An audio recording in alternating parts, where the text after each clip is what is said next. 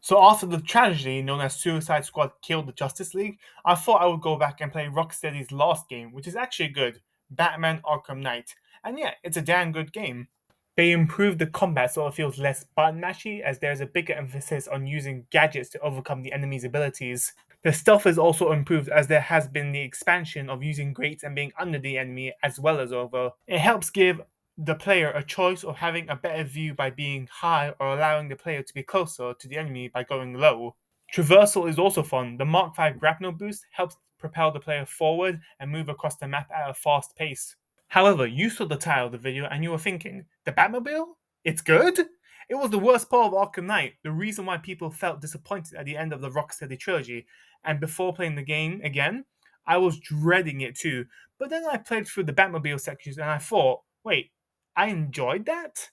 But that's simply not possible. Now, before I further explain, I want to clarify I'm mostly focusing on the sections where you're in tank mode, not pursuit mode. Most people tend to find the chase scenes with the Batmobile to be pretty enjoyable. It helps that you can drive through most things with ease, like parked cars. In my opinion, tank combat is fairly well fleshed out.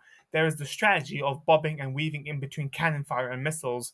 The upgrade of being able to dodge twice really helps flesh out the movement system of the tank and helps it feel less stiff.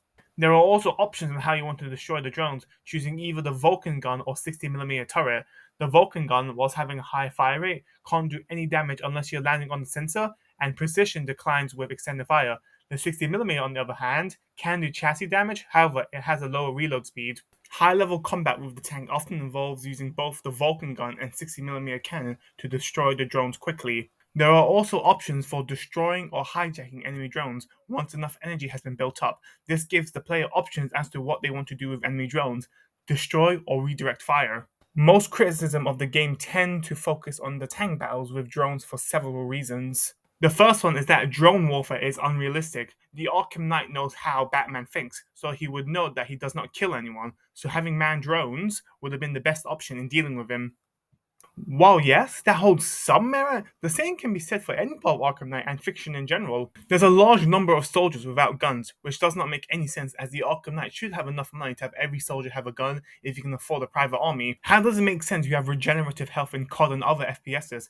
How does Spider-Man keep a smartphone in a skin-tight suit? How did John Wick survive a 5-story fall in John Wick 3? It's unfair to say one part of the story is unrealistic while saying the other parts are perfectly fine. The story of a video game should not compromise the actual gameplay of the game unless that's the intended effect, like Shadow of the Colossus. In storytelling, a few liberties and coincidences are always needed to help the story go onward and help the characters push the plot.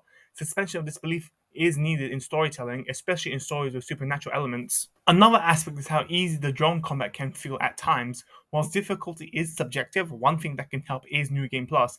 I personally found the tank combat to be fairly challenging as the warning indicators were short enough to be dangerous, but long enough to be dodged. Another thing people complained about was the overuse of the Batmobile in the main game. Personally, I did not think the Batmobile was overused, and people may have been exaggerating it. In an unfair light. I recorded every frame of gameplay for this video, and I completed the game 100% in 21 hours. All the side quests, all the Riddler trophies, everything. In those 21 hours, I was in the Batmobile for just under 4 hours. This is 19% of the game. If you include the downloadable content, which gives you an extra 4 hours of missions and gameplay, only 3 minutes and 30 seconds of which was in the Batmobile, then you get a total of 16% Batmobile throughout the entire game. That is just less than a fifth of the game. However, I am willing to admit that the boss fights concerning the Batmobile aren't the best. It often boils down to shooting something, running away from something, or shooting and running away from something. And don't get me started with Deathstroke, easily one of the worst boss fights in the 2010s, and that's only magnified when compared to the excellent Arkham Origins boss fight. So yeah, if you want to cleanse your mind from Suicide Squad, go play some Batman Arkham. They're all good, even Origins. This is Zach, not Zach, signing off. Please remember to like, favorite, and subscribe.